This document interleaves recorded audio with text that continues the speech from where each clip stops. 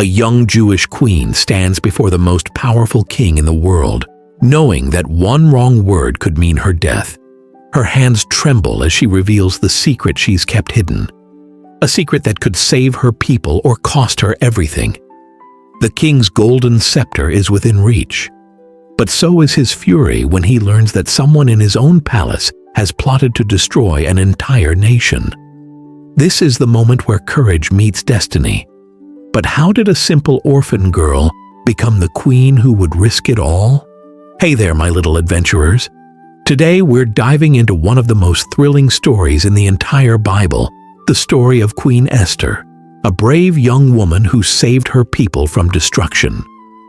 Our story begins in the magnificent kingdom of Persia, where King Xerxes ruled over 127 provinces, stretching from India all the way to Ethiopia. This wasn't just any king, he was one of the most powerful rulers in the entire world. Now, in this vast kingdom lived a Jewish man named Mordecai and his beautiful cousin Hadassah, whose Persian name was Esther.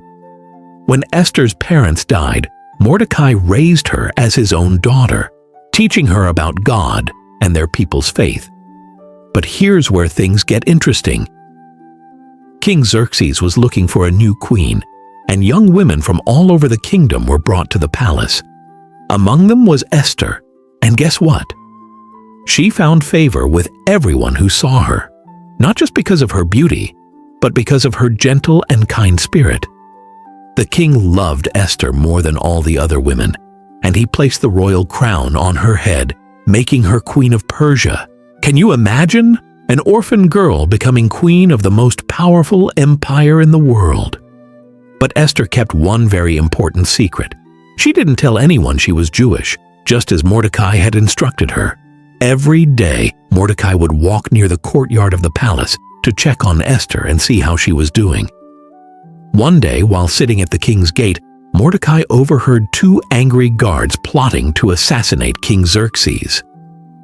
Mordecai immediately told Queen Esther, who reported it to the king and gave credit to Mordecai. The plot was investigated, the guards were caught, and Mordecai's brave deed was written down in the official records of the kingdom. But now, a dark shadow was about to fall over the palace. The king promoted a proud man named Haman to be his highest official. Haman demanded that everyone bow down to him wherever he went. Everyone obeyed. Everyone except Mordecai. As a faithful Jew, Mordecai would only bow to God. This made Haman furious. His pride was wounded, and when he learned that Mordecai was Jewish, he didn't just want revenge on Mordecai. He wanted to destroy all the Jewish people throughout the entire kingdom. So Haman came up with an evil plan. He went to King Xerxes and lied, saying, "There's a certain group of people scattered throughout your kingdom who don't obey your laws. They're different from everyone else. Let's get rid of them." Without knowing who these people were, the king agreed and gave Haman his signet ring to seal the decree. A date was set, the 13th day of the 12th month, when all Jewish people, young and old, would be killed and their possessions taken. When Mordecai heard about this terrible decree, he tore his clothes, put on sackcloth and ashes, and wept bitterly in the city square. All across the kingdom, the Jewish people were in deep mourning, fasting, weeping, and crying out to God for help. Esther's servants told her that Mordecai was in distress, and she sent clothes for him, but he wouldn't accept them. So Esther sent a messenger to find out what was wrong. Mordecai told him everything about Haman's evil plot and the exact amount of money Haman had promised to pay into the royal treasury. He even sent a copy of the decree and begged Esther to go to the king and plead for her people. But there was a huge problem. Anyone who approached the king without being summoned could be put to death unless the king held out his golden scepter to spare them. And Esther hadn't been called to see the king in 30 days. Esther sent this message back to Mordecai. All the king's officials know that anyone who goes to the king without being summoned faces death. I haven't been called to the king in 30 days. Then Mordecai sent back these powerful words. Don't think that just because you're in the palace, you'll escape when all other Jews are killed. If you stay silent now, deliverance will come from another place, but you and your father's family will perish. And who knows? Perhaps you were made queen for such a time as this. For such a time as this. Those words echoed in Esther's heart. God had positioned her in the palace for this very moment. Esther's response showed incredible courage. Go and gather all the Jews in the city and fast for me. Don't eat or drink for 3 days. My maids and I will do the same. Then I will go to the king, even though it's against the law. And if I perish, I perish.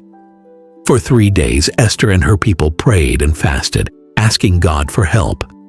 Then on the 3rd day, Esther put on her royal robes and stood in the inner court of the palace, directly in front of the king's hall. Her heart must have been pounding. When King Xerxes saw Queen Esther standing there, something amazing happened. He was pleased with her. He held out his golden scepter, and Esther approached and touched its tip. She was safe. "What is it, Queen Esther?" the king asked. "What's your request?" "I'll give you anything, even up to half my kingdom." But Esther was wise. She didn't blurt out her request immediately. Instead, she invited the king and Haman to a special banquet she had prepared. At the banquet, the king asked again what she wanted, and Esther invited them to another banquet the next day, promising to reveal her request then. Haman left that banquet feeling proud and joyful, until he saw Mordecai at the gate, still refusing to bow to him. His rage boiled over. When he got home, he bragged to his family about his wealth and position, but then complained bitterly about Mordecai. His wife suggested he build a 75-foot-tall gallows and ask the king's permission to hang Mordecai on it the very next morning. Haman loved this idea and had the gallows built immediately. That night, the king couldn't sleep, so he asked for the record books to be read to him. And guess what part was read? The account of how Mordecai had saved the king's life by exposing the assassination plot. The king realized that Mordecai had never been honored for this. The very next morning, when Haman came to ask permission to hang Mordecai, the king asked him, "What should be done for a man the king wants to honor?" Haman, thinking the king meant to honor him, suggested a grand parade through the city with royal robes and the king's own horse. Imagine Haman's shock when the king said, "Excellent! Go do this for Mordecai the Jew." Haman had to lead his enemy through the streets in triumph. Later that day came the second banquet. The king asked Esther once more, "What is your request?" "I'll give it to you, up to half my kingdom." This was the moment. Esther's voice was steady but full of emotion as she said, "If I have found favor with you, Your Majesty, grant me my life and spare my people. For we have been sold to be destroyed, killed, and annihilated." The king was shocked. "Who would dare do such a thing?" he demanded. Esther pointed at Haman and declared, "The enemy is this wicked Haman." Haman's face turned pale with terror. The king was so angry he stormed out into the garden. When he returned, Haman had fallen on Esther's couch, begging for mercy. "Will he even assault the queen in my presence?" the king shouted. Immediately, the guards covered Haman's face, a sign of his doom. One of the officials mentioned the gallows Haman had built for Mordecai, and the king ordered, "Hang him on it." And so Haman faced the very fate he had planned for Mordecai. But the story wasn't over yet. The king's decree to destroy the Jews couldn't simply be reversed. Persian law said that once the king's seal was on a decree, it couldn't be changed. So the king gave Esther and Mordecai permission to write another decree in the king's name, sealed with his ring, allowing the Jews to defend themselves and protect their families. Swift messengers rode out on the king's fastest horses, carrying this new decree to every province. On the very day that had been set for their destruction, the Jewish people were allowed to defend themselves, and God gave them victory. Their enemies were defeated, and the Jewish people were saved. What an incredible story, my little adventurers! From an orphan girl to a queen who saved her nation, Esther's courage changed history forever. So what can we learn from brave Queen Esther? First, God places us exactly where we need to be. Esther didn't become queen by accident. Just like Mordecai said, she was positioned for such a time as this. Maybe you're in your classroom, your neighborhood, or your family for a special reason too. God has a purpose for exactly where you are right now. Second, sometimes doing the right thing is scary, but we do it anyway. Esther was terrified to approach the king. She could have died, but she said, "If I perish, I perish," and stepped forward anyway. Real courage isn't the absence of fear. It's doing what's right even when you're afraid. When you see someone being bullied or when you need to stand up for what's right, remember Esther's bravery.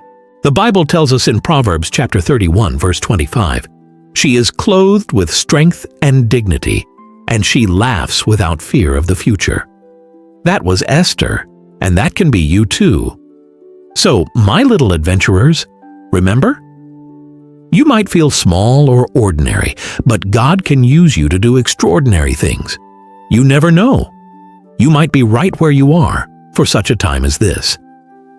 If you loved Esther's story, smash that like button, subscribe to our channel, and hit the bell so you never miss another amazing Bible adventure. Until next time, stay brave, stay bold, and remember, God has an amazing plan for your life.